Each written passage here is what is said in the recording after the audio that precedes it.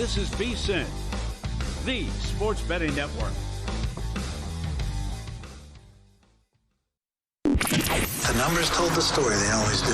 It's one of those idiots who believe in analytics. This is a numbers game with Gil Alexander on VSiN. Good Thursday morning tune is a numbers game at VSiN, the sports betting network, VSiN.com, Game Plus, iHeartRadio, YouTube TV, and Sirius XM Channel 158. Gil Alexander and Calais Badelan in the hizzy. Heyo. What's happening? Not much, man. How we doing? Doing very well. You following Wishnev's picks, man? You just be playing along? No, I gotta get on the Discord. You missed a. Yeah, you know what I thought about yesterday? Sick night last night.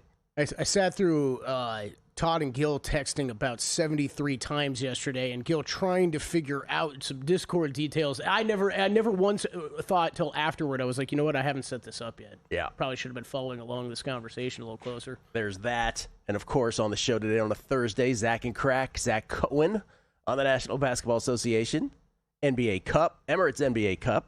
Kelly's got some thoughts on that as well as we head to the semifinals. Plus, of course, NFL Week 15 with Zach. Crack, unscripted, but not in studio.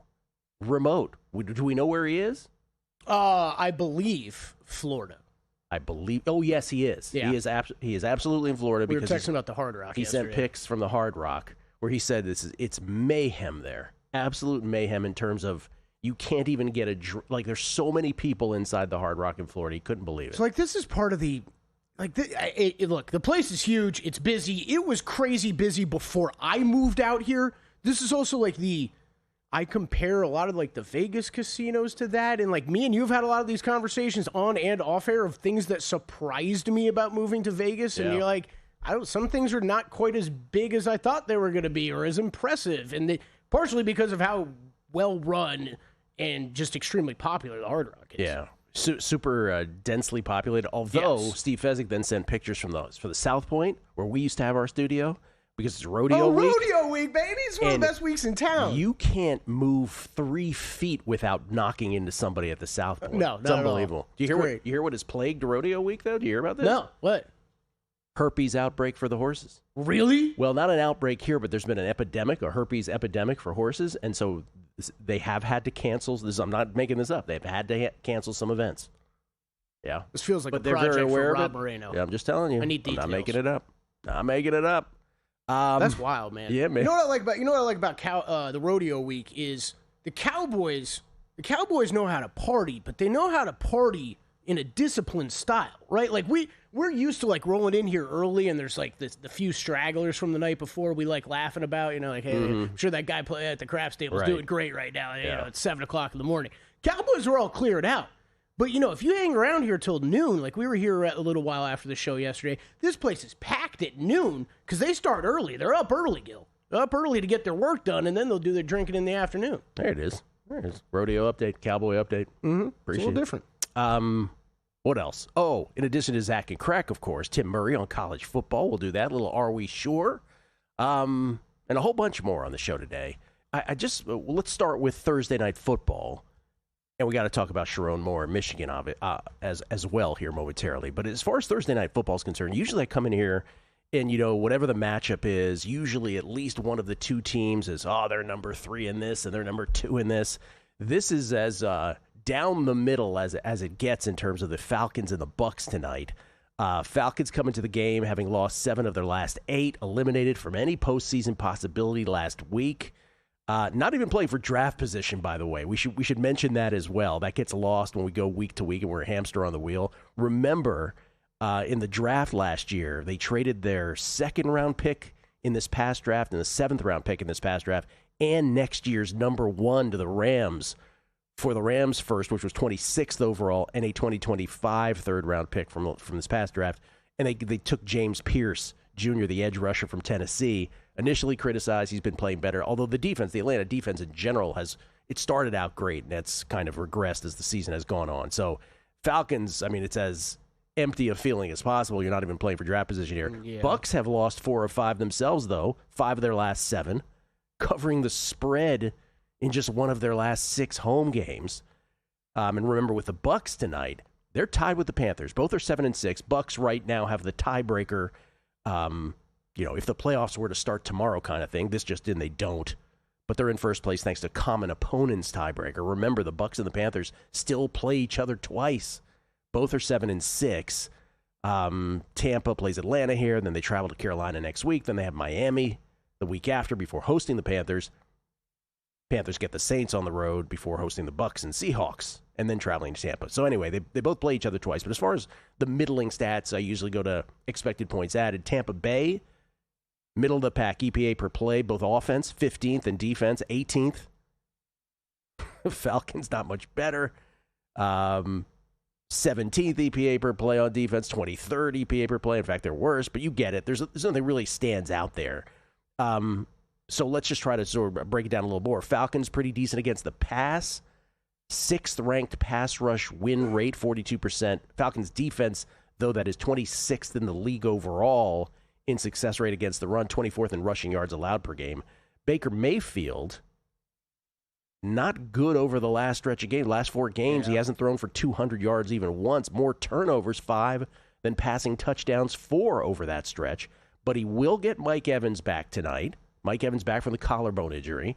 Jalen McMillan. We have a Jalen McMillan sighting from a neck injury. It was super scary in the preseason. He's playing tonight, but no Cade Otton, who has served as a nice safety valve for Baker this whole season. Bucs have the number. Here's really, if you look at it from the other side, like what's the path for the Falcons to win? Bucs have the number 8 run defense and have contained Bijan Robinson when they've played. He's averaged just 45.5 rushing yards, under 4 yards per carry over his last 4 versus Tampa. And while Tampa Bay is weaker against the pass than they are against the run, that doesn't really play into the Falcons' strength because Kirk Cousins has not been good, and there's no Drake London tonight, again, for the Falcons. So the real sort of bugaboo, the real sort of, if you do it by stats, the real way that the Falcons could exploit the Bucs is Bijan in the passing game. The Bucs allow a league-high 53.9 receiving yards per game to running backs. So that's probably the formula for the Falcons, although, of course, the Bucs are probably well aware of where their Achilles heel is in this. And then if you're really grasping for, okay, well, how can the Falcons, is there any Cousins history? Remember Cousins last year against the Bucs? He had a 500-yard passing game. He had a 509 and a 276. But again, no Drake London. So we're sort of reaching there. But it's kind of a middling matchup. The stats kind of bear out how middling it is. I have no play in this game. Yeah, neither do I. Lean to the under. Think that Tampa Bay offense has been struggling recently. Like you said, though, you're getting back McMillan, Mike Evans. We'll see how much those guys play tonight. Could be on a snap count. Tristan Wirfs, too, coming back for them. That's huge. Yeah, but then you got no Drake London on the other side. We've seen Kirk Cousins struggle here. I have absolutely no faith on him kind of getting this offense together. So I lean to the under. It was maybe going to be a bet for me if no Evans back tonight, but with Tampa Bay kind of reloading, it's going to be a stay away for me. Yeah. Bucs better watch themselves, though, because they lose this game, and all of a sudden it gets really dicey. So right now, a huge game for them. Yeah. Right now it feels like it's on their racket, and it is. But it's also on the Panthers' racket, too, right, with those 2 games still pending. As for Sharon Moore and the University of Michigan, oh, my God. This was the biggest story going yesterday. Sharon Moore, former University of Michigan football coach, fired for an inappropriate relationship with a staff member that constituted a clear violation of university policy, and it got worse from there. So that's, first of all, from a legal standpoint, it was reported that Michigan knew about this, and so you wonder, hey, why did it take so long to then have this day where they fired him? When it is a public institution as opposed to a private institution, it's harder to fire folks. The cynic would also say, oh, they just waited for signing day, right? Yeah. Let's get these kids signed on, and then we can have this. Or waited till they had to do something, right? Right, and then it got worse from there because if you believe other reports, it wasn't just, again, the very vague language of inappropriate relationship. He is alleged to have gotten the staffer pregnant, to have paid for an abortion, and then he was arrested hours after the firing. This is actually a fact. Reports saying that Sharon Moore threatened to kill himself, then went to an assistant's house, threatened to kill the assistant, and then himself again.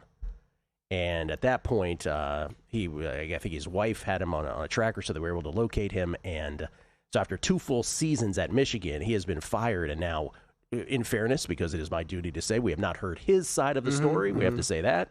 But that's the deal. And so you're saying to yourself, well, what is a sports betting show talking about this for? Well, at the risk of being gauche, and no one has ever accused us of not being gauche, you can actually bet on Michigan's next head coach at a place like Calshi. By the way, the legal thing is one thing, and the Michigan football thing is one thing.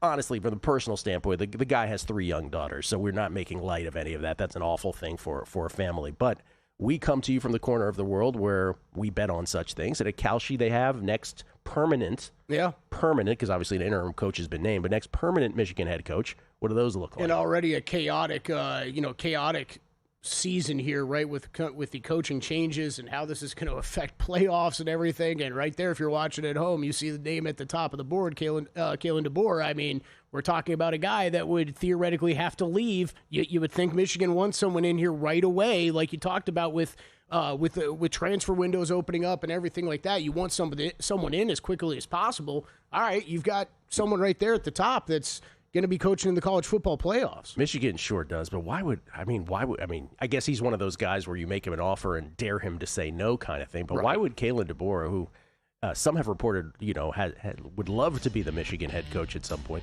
I mean, why would he go to this program at this point? Jesse Minter is another name on there, defensive coordinator for Jim Harbaugh in Los Angeles, and was the defensive coordinator under Harbaugh when Michigan won the title a couple years back.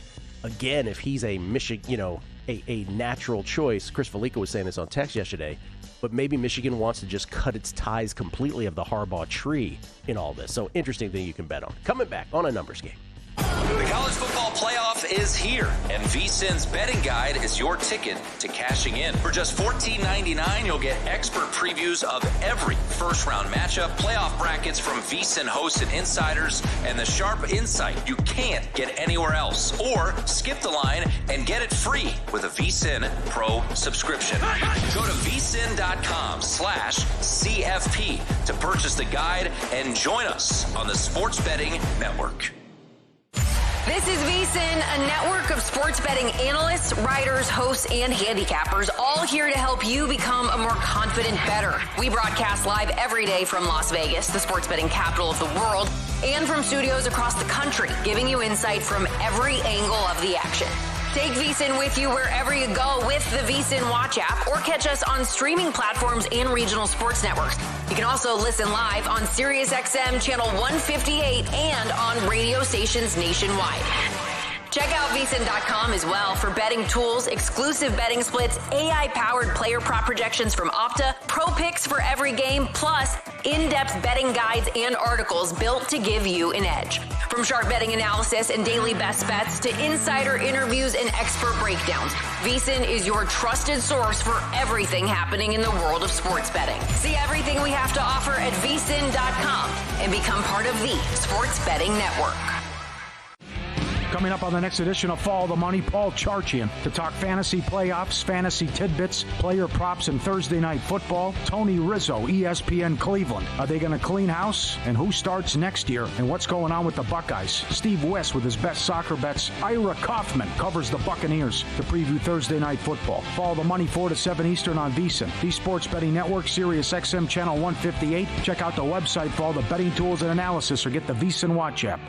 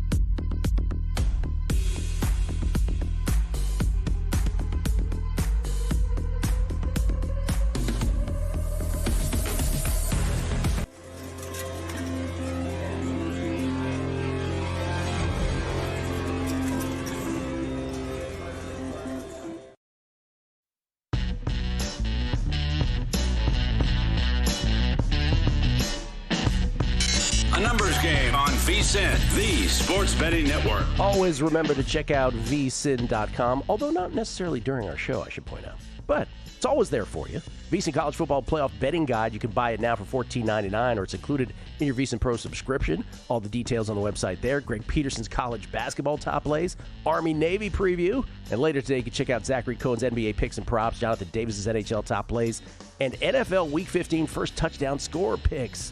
You can buy the guide right now for $14.99 or get full access to everything that we do for as little as $9.99 for your first 30 days. Just go to VSiN.com/subscribe to sign up. It's Gil Alexander. It's Kelly Bidlin alongside. We got the nicotine patches in the mail yesterday and distributed it to the group. And Danny Higgins, who does our... Pouches. Pouches, I'm sorry. What did I say? Patches, I believe. Oh, okay, pouches.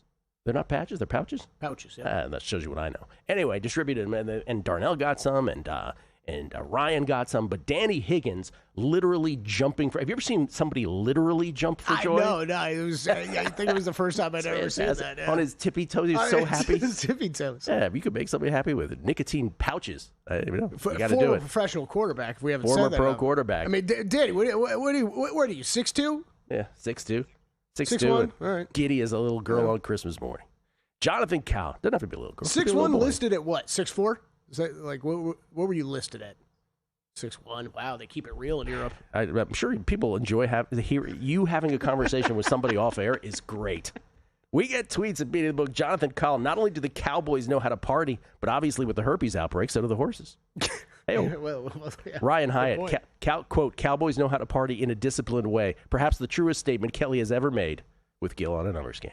Hoops by Hoots. Flips on a numbers game. All right, I wonder what I'm going to learn about today. Horse herpes. Not ready for that. Yeah. Eddie Vegan Runner. My herpes in the first 5 minutes of the show. Bet cashes. Jason H11. VSiN needs a roving reporter that can give live updates. This is Kelly Badalon reporting live from the South Point where herpes outbreak is everyone, including the horses. Pointed fingers and saying who started it. Ace de Cardano. Who started it? Which horse is patient X? This is. Sorry. Go ahead. I've got follow-ups though on the herpes outbreak. Okay. Ace de Cardano. Sports betting malpractice. Todd, I'm up 70+ units. It's 80+, by the way. Kelly, no interest. It's not that, man. Like, it's just... you're too lazy is the problem to set it up. So it's, okay, it's partially that, but it's also the way that Todd's live betting college basketball. That's correct. I'm doing similar things with the NBA, but it's like if you miss, you've got a window that's very small to catch the bet and get in. I think he went 10-2 yesterday. Ray in Texas. Pertaining to Phillip Rivers making a push for a comeback player of the year as a 38-year-old dude with 5 kids. This is Ray in Texas talking now. He says, I'm rooting for him to dominate the NFL like I dominate flag football against my 9-year-old son's team. Can't stop, won't stop. Love the can't stop, won't stop at the end. Matthew Mayberry. What kind of university doesn't let you have inappropriate relationships with staff members? Oh, well, kind of all of them, I think. Russ at Old Rusty Sailor. I present to you Phil Up Rivers. He has a picture of Phillip. You were right, Kelly, because yesterday, I had heard stuff that Phillip Rivers looked better than he's ever looked before. Oh no, you could see the old man thing that we get right in the jawline, and then Russ sent me a picture here of Phillip Rivers. You could see the midsection is not looking so great right there. Yeah. On and on with the tweets. What you got there? What's the update? No, I'm just catching some of these stories, man. Like it is very much a thing. There was one competitor at NFR. She had to switch horses 30 minutes before her event. Yeah, because her horse was, I don't know, detected to have equine herpes. Equine herpes. I'm telling you, man. She was given a whole 30 minutes to prepare with a borrowed horse before her competition. You thought I came in and no, not at all. Yeah, but I hadn't heard about it. It's wild. Trotsky, what's happening, Gil and Kelly? Did you guys hear yourselves regarding Atlanta, Tampa Bay, that first segment? Yeah, Tampa Bay has all their guys back. No Penix or London. Atlanta looks awful, but no play. Sure sounded like a handicap for Tampa Bay with Bijan averaging less than 50 yards in the last 4. Yeah, but there is the fact that Tampa Bay has not been playing well themselves. Yes, right. I happen to know a guy on the practice squad. Know the team quite well, and not so good is what their performance has been up and down. It is mainly because of injury, but my faith in that team has definitely gone by the wayside the past few weeks. GV, New Jersey, New York. Couple things on Kalen to Michigan. A reminder, Kalen DeBoer is talking about, a reminder that he was heavily linked to Penn State right before the Iron Bowl, And there's been talk that he's got concerns about long-term fit at Alabama. That being said, as an Ohio State alum, I think Michigan sat on it and timed it perfectly. Yeah, they did sit on it, timed perfectly from an Ohio State perspective, which is not timed well at all. I mean, what it means. If Kalen DeBoer ended up leaving, it's actually way more fascinating to me, the Alabama conversation, than what we're talking about with Michigan. I mean, you're talking about a team that's in the playoff, and then and then there's the Lane Kiffin part. Would you really be shocked? You have to bring up the name Lane Kiffin, and would you really be shocked if Lane Kiffin was the first guy to be like, I'm sorry, LSU, go to Alabama? Live shot at Lane Kiffin going, come on. Sorry, LSU, but you know that's the job you really want. There's nothing holding these guys. I mean, it's sorry, see ya. We'll catch you later. Alabama will help pay whatever. College football, complete mayhem. Ratcheted up yesterday for other reasons, if you will. All right, we did this division-by-division thing yesterday. I don't think we got to every division. Yeah, we didn't get to everything. All right. Figure we could recap NFC South. I believe NFC we did South, hit this one. Since that's the appropriate place to launch back in. Again, Bucks and Falcons tonight. Bucks at the top of this division, a season win total of 9.5. Remember, they're 7-6 right now, 4 games to play. Panthers are 8.5. Remember, they play each other twice still. Bucks are minus 300 to win the division. The Panthers are plus 240. Should the Bucks be favored? Yes. Should they be favored by that much? No, I don't believe, given the remaining schedule. Though, in the other games, right, the Panthers do have that Seahawks game. So the schedule favors the Bucks, absolutely. But, man, stranger things have happened is all I'm saying. Yeah, 2 heads-up games. I mean, this is kind of a boring answer, right? But if you're just looking division futures odds like we are, I'd probably, if you've got a strong feeling one side or the other, I'd probably just wait and bet them game to game. Because it's all going to come down to the 2 head-to-head matchups. Yeah. And then Saints and Falcons, like I said, Saints eyeing the first pick in the draft. Falcons don't have a first-round pick. Let's go to the AFC South. We didn't get to this yesterday. Jaguars, Texans, atop, Colts trying to get into the playoff picture. And then there's the Titans. Right now, the Jags are minus 165 to win the division. Texans are plus 150. Colts 22-1. And again, who will the Colts play? Phillip Rivers. Will he start? Will he play? Riley Leonard practiced yesterday, didn't he? So I think, again, Ian Rappaport reporting that if Leonard was ready to go, Leonard would start as the Colts remain a 13-ish point dog to the Seahawks this weekend. But as far as the division, do you have full practice yesterday? Yeah. Do you have a play on Jaguars or Texans? Would you make a play? What about for conference? Because the AFC is so up for grabs. If the Jags or Texans and or get into the, one of them at least will get in. But if both get into the postseason, who's more likely to make a run in your opinion? Texans are plus 550 to win the AFC. Jags are 7-1. Great question, Gil. I guess I'm with the odds because I'm with the odds too. I think the Texans more likely to make a run in the playoffs. The way that you worded that, I would go with the Texans for that. I do think if you had to make a division bet though right now, man, this team has done nothing to convince me all season long that they're all that great. I think the Jaguars are winning this division. And I don't know that 165 is a terrible price to lay. I'm not doing it, but I think just with what they have remaining. Jaguars have the 23rd hardest schedule in the NFL, meaning one of the top 10 easiest. Texans even easier. Mm-hmm. Texans have the 6th easiest schedule remaining. Yeah, you've got, for the Texans, it's hosting Cardinals, hosting Raiders, on the road at the Chargers, and hosting Colts. The Jags, it's hosting Jets, on the road at the Broncos. Okay, that could be tough, right? And then it's Colts and Titans to finish out the season. I do know some folks, though, who think of the Jags. Like when I ask the question, all right, all these AFC teams, you throw them up in the air.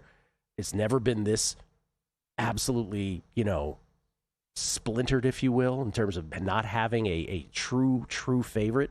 And I know some people who answered Jaguars as their AFC champ. Which I don't think is crazy because I don't trust the rest of the competition they're going up against either. Yeah. Actually, I'm interested. We'll have to ask Drew about that because I think he's come around a little bit on the Jags. We'll ask him.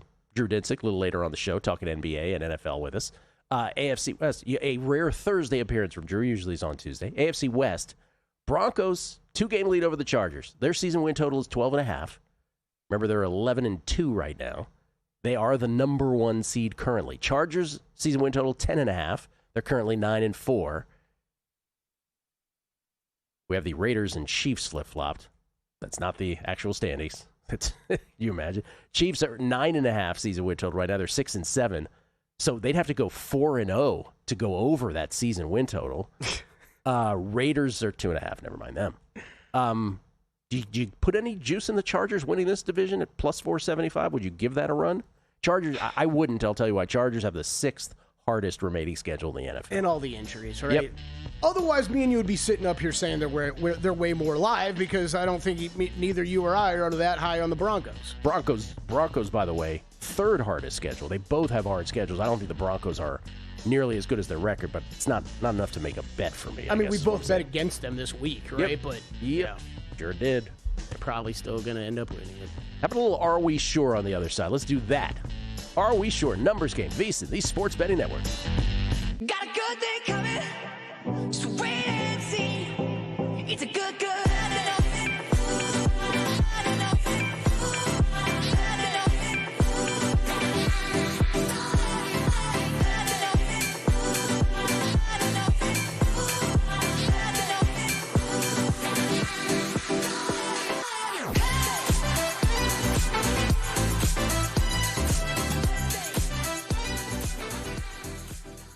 Elevate your sports betting game with VSiN's exclusive betting splits.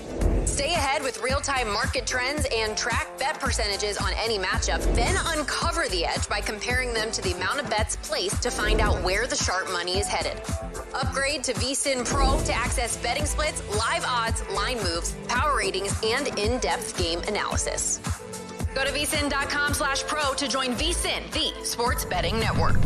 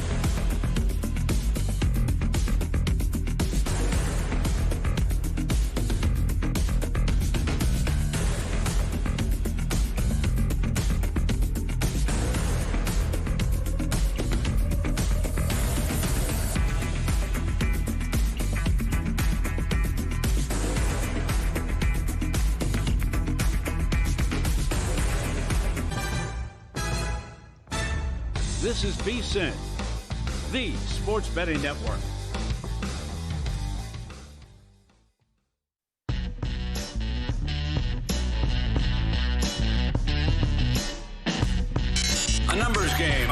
VSiN, the Sports Betting Network. As the official horse racing partner of VSiN, First Bet's built for bettors who demand more. First Bet isn't just about placing a bet, it's about helping bettors of all levels with proprietary AI handicapping tools that provide data-driven insights to help you make smarter bets. First Bet's in-app tools give you win, place, and show probabilities for each runner so you can quickly and easily identify good value plays and improve your ROI. Right now, you can take advantage of the limited time $250 sign-up offer. To claim your bonus, use promo code VSiN250 when you sign up in the First Bet app or at firstbet.com. That's 1stbet.com. That's promo code VSiN250. All right, I love this when we do a preview of something, and then you get feedback on Twitter, right? So we did the Falcons-Bucks preview, and I talked about Tronsky. Like, what are you guys talking about? I heard your preview in the first segment. Tampa Bay has all their guys back. No Penix or London. Atlanta looks awful. And then you guys had no play. Sure sounded like a handicap for Tampa Bay, he said. Money down bets. You ready for this? To me, the breakdown of the Falcons-Bucks sounded like a bet on the Falcons. Even stats. Neither team playing great. Falcons nothing to tank for. Falcons could be motivated to play spoiler. Give me the points in a matchup of average. Y'all are the best. Thank you, money down bets. I guess we've done our job, which is to say, we buttressed our point, which is to say we have no bet whatsoever. Right, yeah. If those are the takeaways, then yeah, I actually think it leads you to understand why we don't have a bet in it. And here's one. Here's probably even more sensible than all. Judd O'Connor, Bucks Falcons. When does this game ever fall outside one possession? The chicanery in these interdivision games are impossible to bet, he says. I don't know about impossible, but I just don't have a play on this one. In a week where I have 4 plays already. Just not this one. I don't think the Falcons are a bad ad if you were, we're having that conversation yesterday about 10-point teaser legs. I don't think they're a terrible play there. Take Falcons up at 14.5. Yeah. Do you trust Kirk Cousins? In this matchup, enough to not lose by more than 2 touchdowns. I just think it's okay to. For me, I'm perfectly comfortable saying I have no feel for this whatsoever. None. Also from a total standpoint, right? Whereas, before the Chargers-Eagles on Monday night, I was like, yeah, if I play anything, it's the under. I don't even have that to say about this. Yeah, I lean to the under. I'd probably lean Falcons team total under, too. All right, cool. Ready to do it? Let's do it, man. Are we sure? Let's go. You think you know what's going on in the sports betting world? Are you sure? I'm positive. Gil and Kelly tackle the hard-hitting questions on another exciting edition of Are We Sure? Estamos seguros? Upside down question mark before. Our traditional question mark after. Yes. Mm-hmm. There you go. Well done. Thank you. What you got? All right. Remember about this time last year? Last year or 2 years ago? When did I make the AFC bet? Oh. Last year, right? That was last year. Yeah, last year. Yeah. Made the AFC to win the Super Bowl bet, okay? Oh, I've been tracking this recently because it's flipped. This year, how often we sit here and do the power rankings and it's like, man, I got these 4 NFC teams before I even hit someone in the AFC. What's the NFC up to? Okay. Are we sure the NFC should be a minus 150 favorite to win the Super Bowl? Our good friend Steve Fezzik just bet this yesterday. I saw. Yeah, but let me tell you about Fezzik. So Will Hill was the first person to talk about this at minus 105, and Fezzik's like, yeah, whatever. And now it's minus 135, and Fezzik's like, I got a great bet for everybody. So stop with that with Fezzik. No credit given. The NFC should absolutely be a large. Let's put it this way. What's the scenario where the AFC is favored in the Super Bowl? If the Chiefs made some spectacular run, got into the playoffs, got to the Super Bowl, okay, that's one way, right? And what's the only other way? The Bills? Bills right? Bills, as of right now, are probably your highest power-rated team in the AFC, right? Outside of that, who in the AFC is going to be favored against an NFC, assuming, like I say about assuming, but if it's the Rams or the Seahawks, Packers, or the Eagles or the Packers. And I'm not going to discount. I'm glad you threw in the Eagles because even as down as I've been on them, if they made a run, right, or the Lions, I'll even throw the Lions in there, I'll even throw the Niners in there. Mm-hmm. By the way, Joe Pita yesterday, he's like, see, the Niners are 25-1 to win it all. Yeah, I get it. So I'm just saying, so absolutely, like it is a really rare circumstance where the AFC would be favored, and then you axe yourself, all right, well, minus 150 at this point, though, is it too high? I don't know that it is. Like, I think it's starting to teeter. Let's put it that way. Like, I wouldn't go much higher than this, that's for sure. It is a good thought exercise because it is if the Eagles, Lions, Niners, I think those three teams are great examples. If they make a run where books have them rated at now, which is still pretty high, right? They'll go up. Are all three of those teams dogs to the Bills? Probably slightly. I mean, minus 150. Let's put it this way: minus 150 is what, like minus 2.5 extra juice in terms of like translating it to a spread.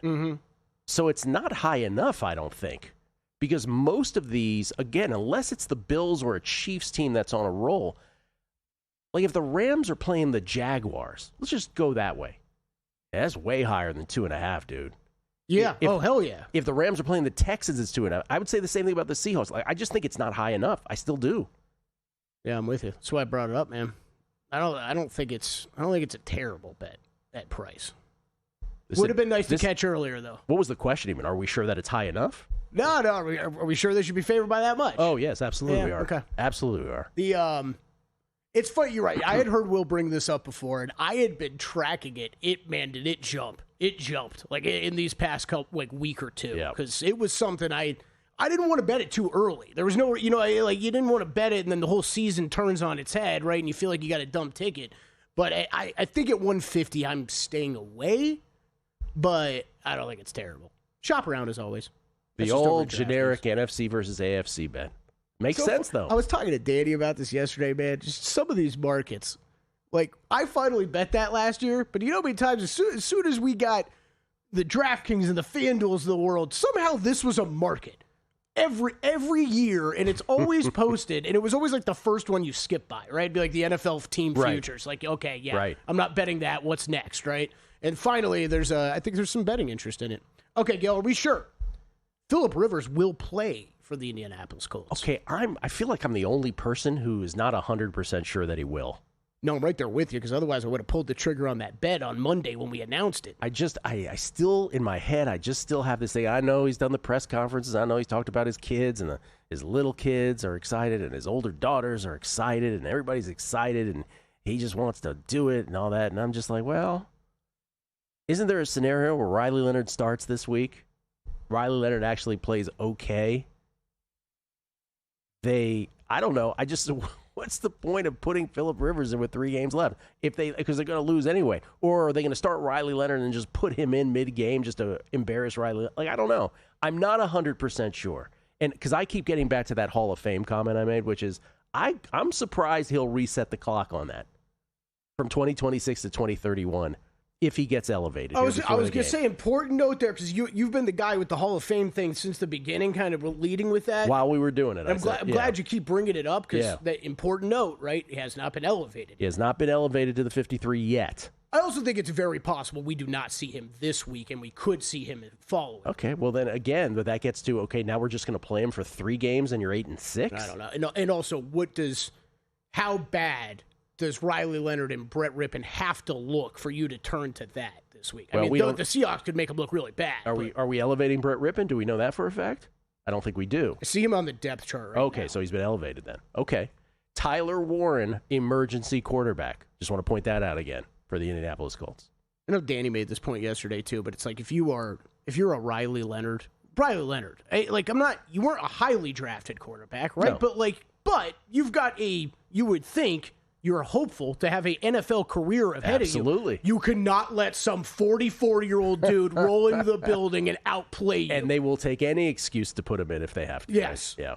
Okay, are we sure Christian McCaffrey or Dak Prescott will win Comeback Player of the Year? Yes, we went through this in detail yesterday with Phillip Rivers. There are so many hurdles for him to clear to win this. Yes, I am sure it is only McCaffrey or Prescott. And again, just a brief 10-second review. He's got to clear the Comeback Player of the Year language. He's got to actually play. He's got to play to a Flacco level last year, which is 4 games of over 300 yards, 1,374 and 1,368. They've got to get to the playoffs. Dak and Christian McCaffrey have to not play well the last 4 weeks. Yes, I'm sure it's those two. Yeah, me too. Stop it with the Phillip Rivers. All right, are we sure the Eagles will win the NFC East? No, I have Cowboys bets because I think it is possible that the Eagles blow this. Eagles still have to go at Buffalo, and they have 2 with the Commodores. And I know people are like, oh, the Commanders, they suck. They do suck. But you know what usually happens in these division games with these 2 teams? They usually split. And the Cowboys could very well go 4-0 down the stretch. So there's a possibility they do not get there. Are we sure the Chiefs will miss the playoffs? I am not 100% sure about that either, because they have 4 winnable games. The Colts and Chargers have their issues. There is a path for the Chiefs to still make it. It's not likely, but you're asking me if I'm 100% sure. I'm not 100% sure that the Chiefs miss. Catch me in a week. I think I'm finally ready to say it, Gil. Yeah. Listen, I think it's very likely. I'm not predicting it, but I'm saying there is a path still. No, there is. That's all. But That's all. I think they're done. We got more Are We Shores later, maybe? Yeah. Perhaps. Tim Murray, college football playoff. Let's do it. Next on A Numbers Game. VSiN's player prop projection tool is now available for the NBA. Get projections for points, assists, rebounds, and more powered by Opta AI. On VSiN.com/NBA props, we line up our projections against the latest DraftKings odds so you can quickly spot mismatches and find value before the market adjusts. The NBA player prop projections tool is available exclusively to VSiN Pro subscribers. Check it out now at VSiN.com/NBA props and join us on the Sports Betting Network. Join the guru, John Hansen, at the intersection of prop betting and fantasy sports on Prop Points, only on VSiN. Lesson number 1, Patty's back. I still believe that Caleb Williams is not any good. And, other than Rome Odunze, I don't trust anyone that can't run the ball. John and his guests will help you find the connection between the two and give you his expert advice on how to capitalize when a number is too good to pass up. Prop Points, weekdays at 1 p.m. Eastern on VSiN.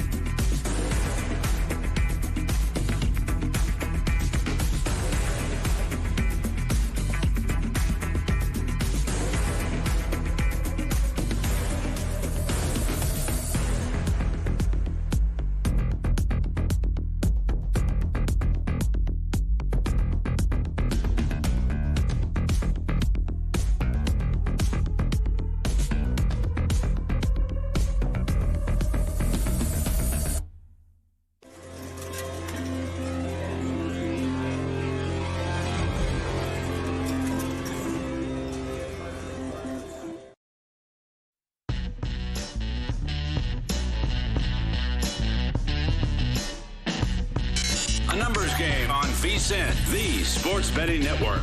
Back on the numbers game, live from Circa Resort Casino, downtown Las Vegas. Gil Alexander and Kelly Bailan disappearing before our eyes, losing weight. We had tweets beating the book. Anthony Ventresca. Can't wait for the Megapod later. If you get a chance, could you ask Dr. Bob how he got into sports modeling? I've messed around with making models some, but would love to hear how he got started. He's told the story many times. I think you're right, Anthony. I will ask him again because he hasn't told it in a long time. The origins are back when he was at Cal back in the day. So I'll get him to talk about that on the Megapod. Great suggestion. Money Gun Guz.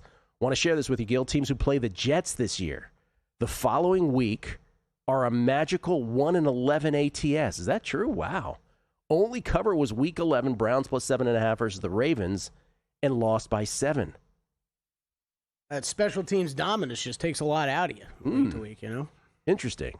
So that would apply to, so the Jets play, Miami. They played Miami last week, so Miami against the Steelers Monday night, so he's saying that's a play on the wait, who does Miami play? Oh, wait, what was it? How was it framed?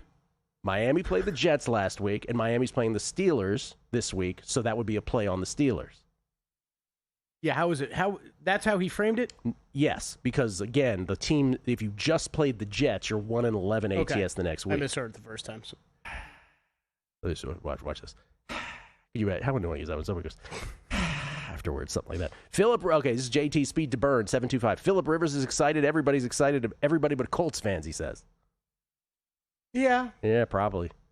I don't know. I wonder if we polled Colts fans, what the percentage of those excited, those who are the opposite would be. I'll tell you who's not excited. I mean, at least you're trying something, right? Like, I don't know, you're watching the season go down before your eyes. Like, I don't know, I'll give him some credit for just trying anything. Yeah. You're desperate. You made a desperate call. You're a desperate team. And we just talked about the Falcons don't have a pick next year. Well, they went all in with Sauce. They don't, right? Yep. They don't. Couple first-round picks they got rid of. You know who's also not happy about Phillip Rivers? We were told off air, Cam Newton. Cam Newton says he feels disrespected that the Colts signed 44-year-old grandfather Phillip Rivers before even calling him. Should Indy have reached out to 36-year-old Super Cam? And we were saying off air, we're like, well, because Phillip Rivers knows Shane Steichen's system, it's not really a fair conversation. But if it was a neutral team, I think it's more than that. Like, you're asking a guy who's known for his arm to just drop back in a pocket and make a throw. I think he can still do that at age 44. Cam Newton, I don't think, is running over NFL linebackers right now. Watch what Tim Murray does with this question. Tim Murray joins us now, courtesy of the Progressive Guest Line. You can follow him on Twitter at @1TimMurray. The number one, Tim Murray. He joins us now, the host of VSiN Primetime, also College Football Tailgate Show, College Football Betting Podcast. And your answer to that question is what, Cam or Phil? Neither. There it is. Yeah, I'm with you. Got to be better options. I don't know. He refuses to play alone. What about the kid from the commercial, the Play 60 commercial? He's got a good arm, right?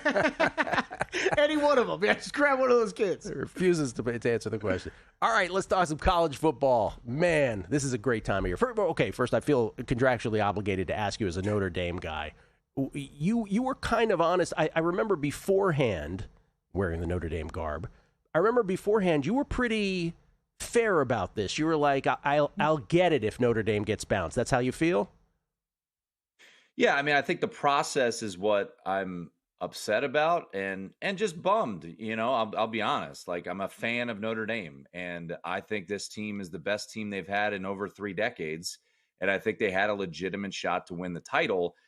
At the end of the day, when you take a step back from the whole process, it's not an injustice that Notre Dame, who lost to Miami, gets left out of the college football playoff. I think what Notre Dame fans, at least the ones that I've talked to, are most upset about is the process, right? On Tuesday night, in that show that is an absolute laughingstock, they were 10, Miami was 12, neither team plays, and they get hopped in the final rankings.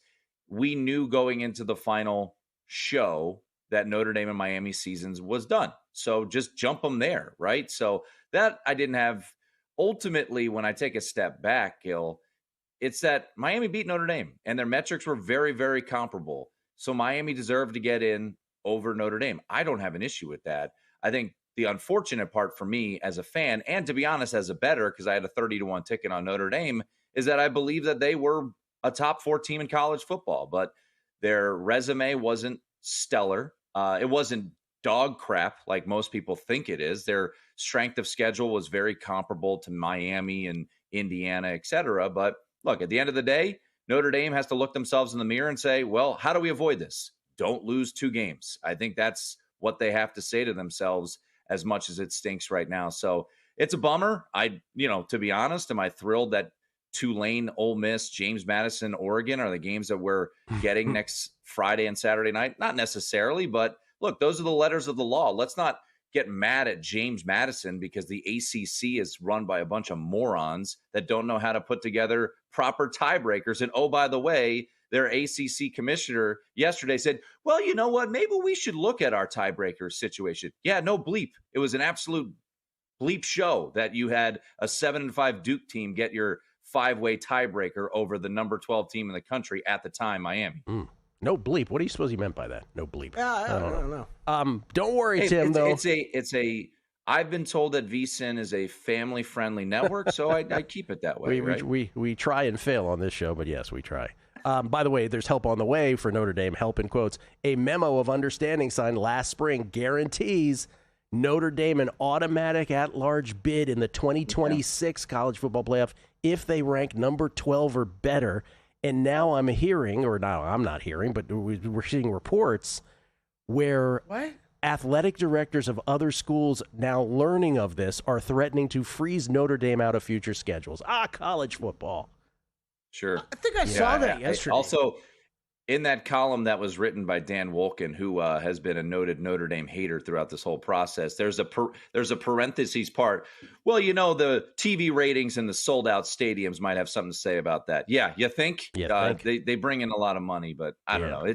Look, at the end of the day, this will all blow over. We'll have a college football playoff. We'll have a rightful champion crowned, and we'll move into the offseason, and this will all be, I don't want to say water under the bridge, but it's not going to be that big of a deal. It's the time of the calendar in college football where it's the soap opera time. We get games back, thankfully, next Friday night, and we will talk about those games. Okay, Army, Navy, Boise State, Washington. Those are the 2 games that are played before the first round of the college football playoff, or at least those are the 2 that are this weekend. And then there's the 4 college football playoff first round games. Which is your favorite bet amongst that group of 6? I think I would go to the playoff. Look, I'll mention this real quickly. Army-Navy, a game that I have attended personally. I think it is the most unique thing we have going in the sport. I love that it is an island game. I know there is a bowl game later in the day, but look, I think this is an opportunity, for unique football teams to go head-to-head here. At the end of the day, if this gets to 7, I saw some 6.5s. I'd probably have to look at Army. Not a real strong opinion one way or the other. Blake Horvath is an absolute stud that Navy has at the quarterback position. So they won last year, an opportunity to win the Commander-in-Chief's trophy. So it's just appointment watching every year for me to watch this game. But going to the playoff, guys, Friday night, I did play a little Alabama at a pick. I think it's still pick at Circa. A couple other spots still have it there. Look, you look at this Alabama team. They were embarrassed in the SEC championship. I think there is a discussion to be had. Why didn't they get punished for that loss? But they didn't, and they're in the playoffs. So now let's discuss the game. And I just have been really underwhelmed by what we've seen offensively from Oklahoma. Defensively, they've been stellar. There's no denying that.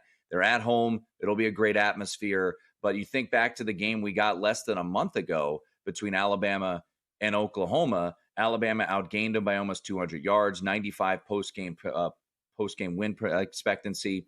Ty Simpson, it feels like something's off with Ty Simpson. Is it an injury? What's going on there? Jam Miller, will he play in this game? But I do ultimately like Alabama in this spot. And then to go to Saturday, Gil, look, I'm more often than not going to be an underdog better. Almost, I don't want to say exclusively, because you can't just back yourself into a corner and say, I only bet underdogs, but I tend to lean the way of the dog more often than not.